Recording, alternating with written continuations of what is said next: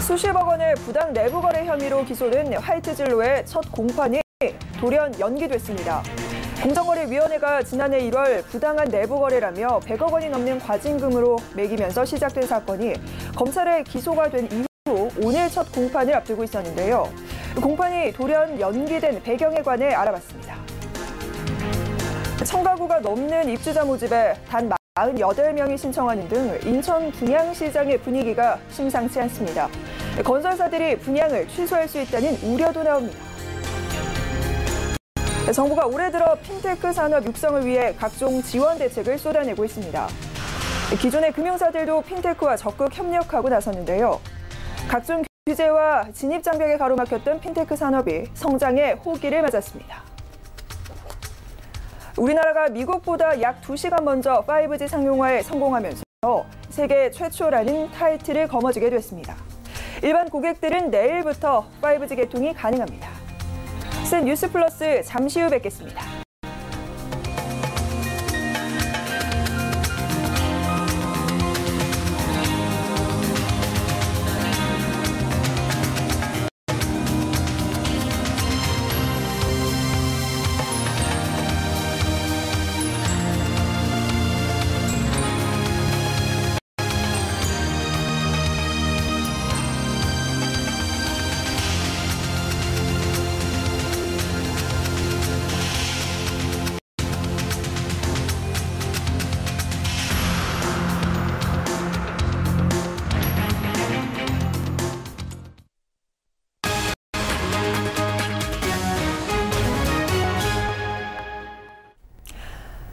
시청자 여러분 안녕하십니까? 센 뉴스 플러스 김혜영입니다.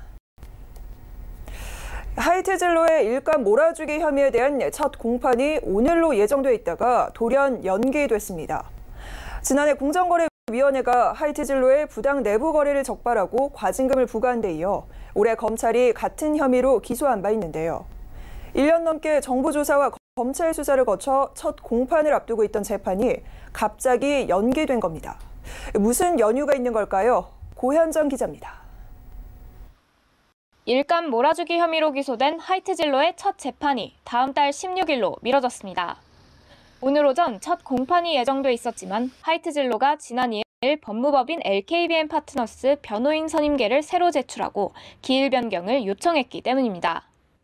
기존 변호를 맡았던 법무법인 인월은 어제 사임계를 제출했습니다. 이에 화이트진로 측은 공판 이틀 전에 변호인 선임계를 내게 돼 재판 준비 시간이 부족했기 때문이라고 설명했습니다. 그러나 시간 부족이라는 이유는 핑계에 불과하다는 지적입니다. 지난해 1월 공정위의 부당 내부 거래 적발부터 검찰 기소에 이르기까지 1년 넘게 끌어온 사안이기 때문입니다. 불과 2주 전 신제품 테라를 출시하는 등 시장 확대에 박차를 가하고 있는 마당에 박태영 부사장 등 오너 일가가 법정에 나타나는 게 부담스러웠다는 분석입니다. 실제로 업계에서도 10여 년의 신제품 준비 끝에 새 출발을 선언한 상황에서 재판 일정을 미루는 전략이 불가피했을 것으로 보고 있습니다. 화이트진로는 지난 2008년부터 2017년까지 맥주캔 제조에 필요한 공캔과 알루미늄 코일 구매 과정에 서양 ENT를 끼워 넣어 이른바 통행세 형태로 일감을 몰아주고 서양 ENT가 자금난에 시달리자 키미데이터와 이면 계약을 체결해 도급비를 부당 인상해줬다는 혐의를 받고 있습니다. 서영 ENT는 박문덕 회장의 장남인 박태영 부사장이 최대 지분을 가진 동시에 화이트진로홀딩스의 지분 27.66%를 보유한 지배구조의 정점에 있는 회사입니다. 이에 공정거래위원회는 지난해 1월 화이트진로에 79억 5천만 원, 서영 ENT에 15억 7천만 원의 과징금을 각각 부과한 뒤 검찰에 고발했고 올해 1월 29일 화이트진로 법인과 박태영 부사장, 김인규 대표이사와 김창규 상무는 불구속 기소됐습니다. 앞서 화이트진로는 공정위 조사에서는 혐의를 부인하다가 이번 검찰 수사 과정에서는 모든 혐의를 인정한 것으로 알려진 가운데 유죄가 최종 확정될 경우 최대 징역 3년 또는 2억 원 이하의 벌금을 물게 됩니다. 서울경제TV 고현정입니다. 인천 분양시장 분위기가 심상치 않습니다.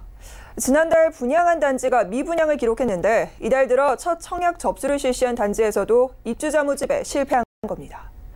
실제 인천 검단 신도시에서 1274가구의 입주자를 모집한 대방 노블랜드 단지에선 단 48명만 접수하는 사례에 그쳤는데요. 일부에선 건설사가 분양을 취소하는 것 아니냐는 목소리도 나옵니다. 지난 2015년 동탄 신도시에서도 980가구 모집에 단 2명이 접수해 분양을 취소한 단지가 있었기 때문입니다. 정찬신 기자입니다. 오늘 금융결제원 아파트 투유에 따르면 어제 인천 서구 검단 신도시에서 청약 접수한 대방 노블랜드 단지가 1순위 마감에 실패했습니다. 이 단지는 총 1274가구 모집에 단 48명이 접수하는 데 그쳤습니다. 평균 청약 경쟁률 0.03대 1. 인천 지역은 지난달 검단 신도시에서 분양한 인천블로 대광 로제비앙 단지에서도 555가구 모집에 35명만 청약해 미분양을 냈던 곳입니다. 모집 가구의 94%가 입주자를 찾지 못한 겁니다. 인천 지하철 1호선 연장이 계획은 돼 있지만 아직 입주할 때까지 완공되지 못할 것이라는 교통의 불편함도 반영이 된 것으로 보여집니다. 여기에 향후 계양신도시의 매머드급 물량이 쏟아질 것이라는 우려감들 때문에 당장 청약통장 사용이 적극적이진 않았던 것으로 보여집니다. 상황이 이렇자 일부에선 건설사가 분양 승인을 취소하는 것 아니냐는 목소리도 나오고 있습니다. 실제 지난 2015년 경기도 동탄 이신도시에서 신한 인스빌 단지가 980가구 모집에 단 2명만 청약해 사업을 취소한 바 있습니다. 이에 대해 대방건설 관계자는 대책을 세우고 있다면서도 분양 취소까지 가진 않을 것이라고 말했습니다. 대방건설은 이번에 분양한 검단 노블랜드 1차에 이어 2차와 3차도 연달아 분양할 예정이라 계획에 적신호가 켜졌습니다. 이 관계자는 1차 단지 모델하우스를 세워둔 만큼 이 단지가 마무리돼야 다음 단지 분양에 나설 수 있다고 설명했습니다. 한편 어제 청약 접수한 아파트 단지는 총 6곳으로 인천을 제외한 서울과 경기, 울산은 모두 청약 마감에 성공했습니다. 서울 동대문구 청량리역 해링턴 플레이스가 평균 청약 경쟁률 31.08대 1, 은평구 은평 서해그랑블 8.19대 1, 중랑구 신내역 금강 펜테리움 센트럴파크 7.98대 1을 기록했습니다. 경기도에선 성남시 분당 지웰 푸르지오 단지가 6.7대 1로 1순위 마감했고 지방에선 울산 남구에서 문수로 두산 위브더 제니스가 4.82대 1의 경쟁률로 청약 마감됐습니다. 서울경제TV 정창신입니다. 정부는 올해가 핀테크 산업을 키울 골든타임이라고 보고 있습니다. 최종구 금융위원장은 핀테크 업체에 대한 투자는 늘리고 규제는 줄일 것을 약속하기도 했는데요. 라이센스 없이 금융 서비스를 하겠다는 핀테크 업체들을 어떻게 규정해야 할지 갈피를 잡지 못하던 때를 생각해보면 핀테크 산업을 바라보는 시각에 엄청난 변화가 생긴 겁니다. 핀테크 기업들이 어떤 환경에서 성장하고 있는지 이하라 기자가 짚어드립니다. 토스로 잘 알려진 비바 리퍼블리카의 기업 가치는 1조 원. 창업 4년 만에 이룬 성과입니다. 지금은 세계 100대 핀테크 기업의 이름을 올린 유니콘 스타트업이 됐지만 시작은 쉽지 않았습니다.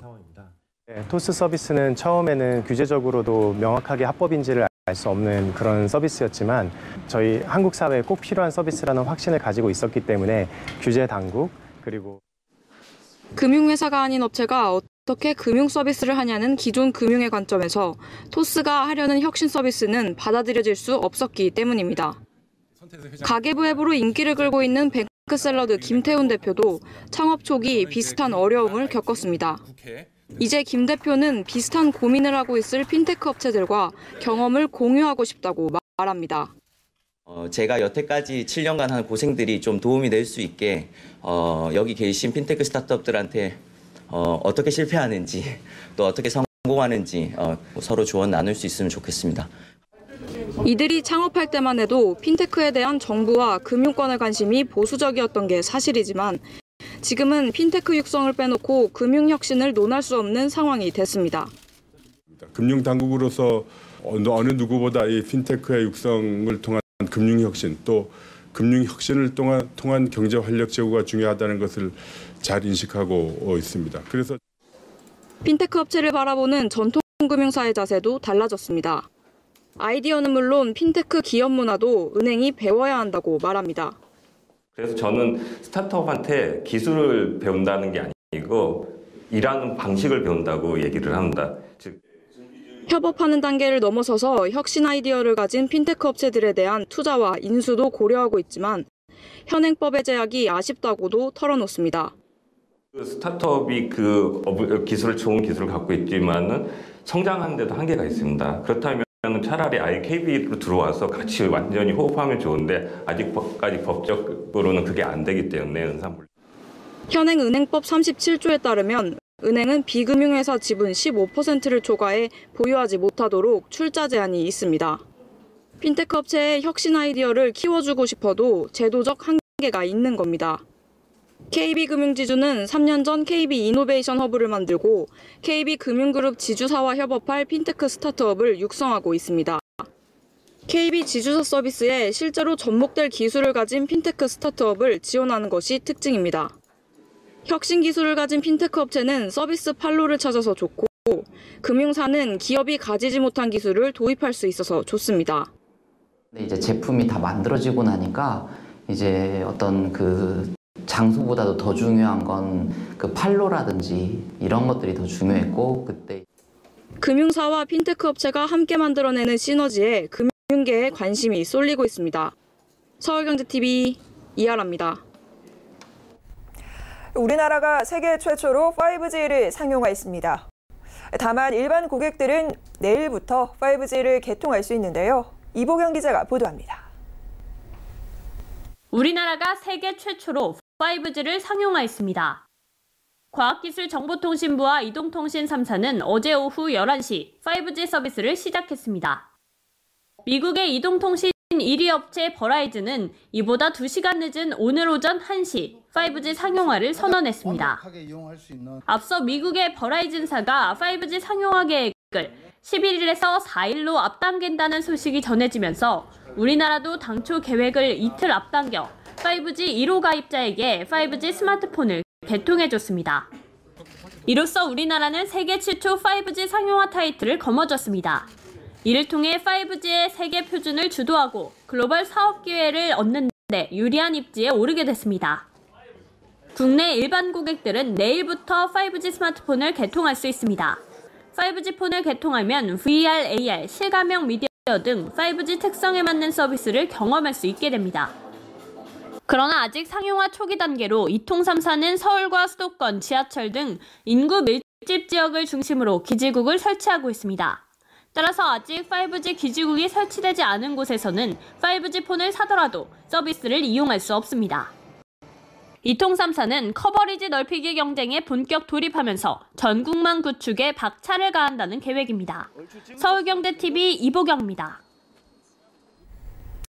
5G 이동통신 스마트폰 일반 개통을 하루 앞두고 이동통신사들이 무제한 요금제를 내놓으며 초기 가입자 유치 경쟁에 나섰습니다. LGU 플러스는 월 85,000원의 5G 스페셜과 월 95,000원의 5G 프리미엄 등 데이터 완전 무제한 요금제 2종을 출시한다고 밝혔습니다. 새로 발표된 요금제는 오는 6월 말까지 가입할 경우 24개월간 속도 제한 없이 무제한 데이터를 제공합니다. LGU 플러스는 이미 지난달 통신 3사 중 가장 먼저 5G 요금제를 발표한 바 있지만 경쟁사들이 데이터 무제한 요금제를 내놓으면서 이를 추가한 겁니다. 이틀 전 KT는 8만 원대 가격으로 속도 제한 없이 데이터를 완전 무제한으로 제공하는 요금제를 발표했고 SK텔레콤도 어제 이에 대응한 완전 무제한 요금제를 내놨습니다. 낮은 부동산 공시가격 현실화율 탓에 연간 4조 원이 넘는 보유세가 덜 거치고 있다는 주장이 제기됐습니다. 정부가 꾸준히 공시가격의 시세 반영률을 높이겠다는 의지를 보이고 있지만 여전히 미흡하다는 겁니다.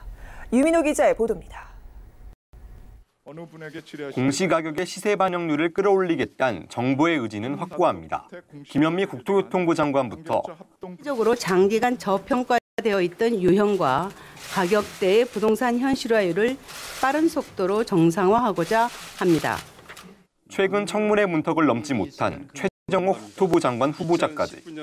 이제 그동안에 일부 단독주택이라든가 또 고가주택에 대해서는 시세 반영률이 적정치 못했던 점이 있다고 생각됩니다. 그래서 정부의 움직임에도 여전히 공시가격 현실화율이 충분하지 않다는 지적이 나옵니다.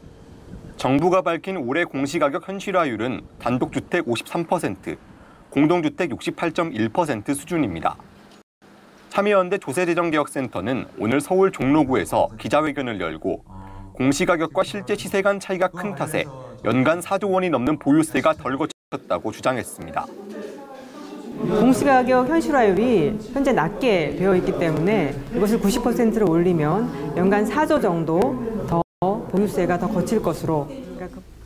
참여연대는 또 종합부동산세 부과 대상이 되는 공시가격 9억 원 초과주택 소유자들에게 가장 큰 세금 누락이 발생하고 있다고 분석했습니다. 공시가격이 현실화율을 현 정부 임기 내에 최소한 90%까지 올린 개혁 작업, 그에 대한 로드맵을 분명히 제시할 필요가 있지 않겠냐. 여기에 일부에서 제기하는 보유세 폭탄 주장은 허구라고 반박했습니다. 지난해보다 보유세가 2배 가까이 늘어난 대상은 전국 12,000가구, 즉 공시가격 15억 원 이상 단독주택 소유자들 뿐이란 겁니다. 서울경제TV 유민호입니다. 지난 2016년 이후 주식시장에서 식음료주는 크게 주목받지 못했습니다. 국내외 요인으로 인한 실적 개선세가 뚜렷하지 못했기 때문입니다. 올해는 식음료 관련 종목을 주목할 필요가 있다는 증권업계 분석이 나옵니다. 이소연 기자가 알아봤습니다. 내수시장 침체, 사드로 인한 중국 수출 감소, 원재료 비용과 인건비 인상까지 지난 2016년 이후 3년 동안 식음료 업종은 시장에서 주목받지 못했습니다. 부진했던 식음료 업종이 올해는 반등할 수 있을 것이라는 전망이 증권업계에서 나오고 있습니다. 가장 큰 이유는 중국 매출 회복입니다. 지난달 25일 한국농수산식품유통공사가 발표한 통계에 따르면 홍콩을 포함한 대중국 수출액은 약 3억 달러로 이는 최근 5개년 실적 중 최고입니다. 중국뿐만 아니라 베트남도 박항서 효과에 힘입어 K푸드 수출 증가율이 40%를 기록했습니다. 국내 요인도 식음료 종목의 반등을 기대하게 합니다. 증권업계는 1인 가구와 고령화로 HMR 시장이 성장해 매출 다변화가 가능해졌다는 점과 안정화된 원재료 가격, 지난해부터 이어진 가격 인상 등이 실적에 긍정적으로 영향을 줄 것이라고 분석했습니다. 다시 흥행 중인 K푸드 열풍에 비용, 판매량, 판가의 안정화까지 더해진 식음료 업종. 증권업계는 특히 조미료와 장류에서 실적을 내고 있는 대상, 국내 HMR 시장을 선점한 CJ제일제당, 베트남 내 쌀과자 라인업 확대를 준비 중인 오리온 등을 추천 종목으로 꼽았습니다. 서울경제TV 이소연입니다. 금융감독원이 책임 있는 혁신 금융 서비스 활성화를 위해 앞장서겠다며 IT 리스크 관리를 강화하겠다고 밝혔습니다. 또 금융규제 샌드박스 제도의 조기 안착을 지원해 핀테크 기업의 창업과 성장 기회를 제공하겠다는 계획입니다. 금감원은 오늘 서울 여의도 본원에서 2019년 금융 IT 핀테크 감독검사 업무 설명회를 열고 이 같은 방침을 업계에 전달했습니다. 유광열 금감원 수석 부원장은 핀테크 기업 등의 규제 준수를 지원하는 레그테크를 확산하고 P2P 대출 법제화를 지원하고 금융권 내 블록체인 기술의 활성화를 유도하겠다고 말했습니다. 금감원은 급성장하는 P2P 대출 시장에 대한 상시 모니터링을 실시하고 신기술을 활용해 금융회사의 내부 통제를 강화하는 등 금융당국의 감독 업무 고도화도 추진하겠다고 밝혔습니다. 또 금융회사가 스스로 정보 보호 수준을 평가하고 관리하도록 할 계획이라고 말했습니다.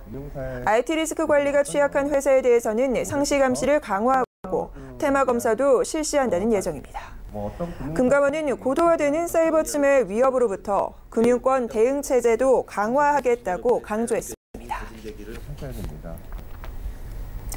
이미 시작된 저출산과 초고령화 문제가 10년 후에도 여전히 한국에서 가장 중요한 이슈가 될 것이라는 전망이 나왔습니다. 한국과학기술기회평가원은 산학연 전문가들의 인식조사를 바탕으로 한국 사회 주요 이슈의 10년 후 변화 전망을 분석한 보고서에서 이같이 밝혔습니다. 보고서에 따르면 10년 후 최대 이슈는 저출산과 초고령화가 꼽혔고 양극화로 인한 사회 불안정, 저성장과 남북관계 변화가 뒤를 이었습니다. 이 밖에 고용불안과 기후변화 적응 실패, 제조혁명과 건강수명, 산업구조 양극화 등이 10대 이슈로 전망됐습니다. 이번 조사 결과는 지난 2015년 진행한 같은 조사와 비교할 때 경제 관련 이슈의 중요성이 더 증가한 것이 특징입니다.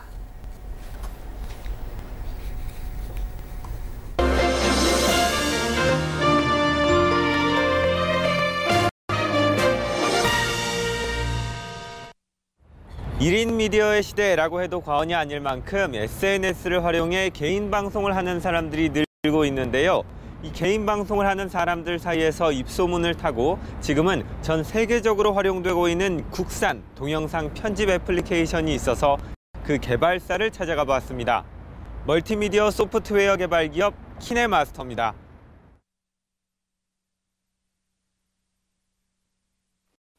최근에는 전문적으로 개인 방송을 하는 사람들뿐만 아니라 일반 SNS 이용자들도 스마트폰으로 영상을 촬영해 SNS 계정에 올리는 경우가 많은데요. 촬영은 스마트폰으로 손쉽게 가능하지만 찍은 영상에서 보여주고 싶은 부분만 잘라내거나 영상에 음악을 입히는 등의 작업을 위해서는 영상 편집 프로그램이 반드시 필요합니다. 키네마스터는 조금만 익히면 스마트폰에서도 누구나 간편하게 영상을 편집할 수 있는 앱으로 큰 인기를 얻고 있습니다. 키네마스터의 개발사 키네마스터는 지난 2011년 코스닥 시장에 상장한 모바일용 멀티미디어 소프트웨어 개발 업체입니다. 원래 기업명은 넥스트리밍이었지만 키네마스터 사업에 집중하기 위해 최근 주주총회를 거쳐 사명도 키네마스터로 변경했습니다. 지난 2002년 설립한 키네마스터는 대기업 개발자 출신 이밀택 대표가 동영상 프로그램 시장의 가능성을 보고 출발한 기업입니다. 2012년 안드로이드용 키네마스터 개발에 성공해 이듬해 12월 시장에 출시했고 지난 2017년에는 iOS 운영체제용 키네마스터도 선보였습니다. 키네마스터는 쉬우면서도 전문가용 프로그램 못지않은 편집 기능을 제공한다는 장점이 있습니다. 저희 사용자분들이 말씀해 주시는 피드백이 굉장히 직관적이다. 그리고 또 한편으로는 그 사용하기 쉬우면서도 전문적인 비디오를 만드시는 분들도 이렇게 필요로 하는 기능들이 그 안에 충분히 담겨져 있다. 키네마스터를 활용하면 동영상, 이미지, 특수효과, 자막 등을 한 화면에 넣을 수 있고 배경음악이나 음성 등 새로운 오디오를 더 씌울 수도 있습니다. 동영상에 재미를 더하는 다양한 특수효과들은 키네마스터의 강점 중 하나입니다. 이러한 특수효과들은 키네마스터의 자체 SS스토어에서 내려받을 수 있습니다. 매주 업데이트되는 SS스토어에서는 효과뿐만 아니라 키네마스터가 자체 개발한 음악, 저작권 문제가 없는 글씨체 등 동영상 편집에 활용할 수 있는 다양한 콘텐츠를 얻을 수 있습니다. 이러한 편의성과 다양성 덕분에 키네마스터는 현재 세계 2,461만 3,000명 이상이 사용하는 글로벌 동영상 편집 앱으로 성장했습니다. 안드로이드용 키네마스터의 경우 인도와 인도네시아, 브라질 등에서 많이 사용되고 있고 iOS용은 미국과 중국 사용자가 많으며 유료 사용자도 꾸준히 증가하고 있습니다. 사용자가 늘면서 SNS에서는 키네마스터 사용법을 알려주는 콘텐츠가 생겼고 전문 강사로 활동하는 사람들도 늘고 있습니다. 키네마스터 측은 따로 강사를 육성한 적이 없지만 시청자 미디어 재단에서 운영하는 시청자 미디어 센터의 동영상 콘텐츠 제작 강의 등에서 키네마스터 활용 과정이 인기를 끌고 있는 것으로 안다고 설명했습니다. 앞으로도 다양한 미디어 관련 앱 개발을 통해 모바일 멀티미디어 소프트웨어 시장의 선두주자가 되겠다는 것이 이밀택 대표의 포부입니다. 이 시장은 해마다 2배 이상씩 성장을 하고 있습니다. 작년에 저희가 약 50억의 매출을 이 제품으로 올렸는데 올해는 2배 이상의 성장을 목표로 하고 있습니다. 사명도 앱 이름과 똑같이 바꾼 만큼 사용자들, 특히 국내 이용자들에게 더욱 알려지고 다가갈 수 있도록 노력하겠다고 밝혔습니다. 서울경제TV 김성훈입니다. CN 뉴스 플러스 오늘 준비한 소식 여기까지입니다. 시청해주신 여러분 고맙습니다.